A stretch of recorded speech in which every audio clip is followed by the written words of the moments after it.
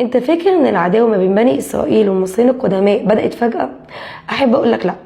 المصريين القدماء ايام الهكسوس كان في ظلم للهكسوس للمصريين القدماء، وده عدو محتل. بني اسرائيل كانوا متحالفين مع الهكسوس ضد المصريين القدماء، يعني كانوا خونة عايشين في البلد وفي خير البلد وخونة ضد البلد.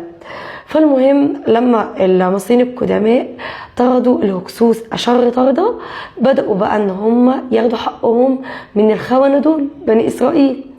بدأوا يشغلوهم بالسخرة ويعاملوهم بأسوأ العذاب والقتل والقمع، لحد ما سيدنا موسى عليه السلام اتولد، وبعد كده دعا بالنبوة، وبعد كده خلص بقى بني إسرائيل وهربهم بره البلد، هربهم وشق البحر زي ما القصة زي ما احنا عارفين.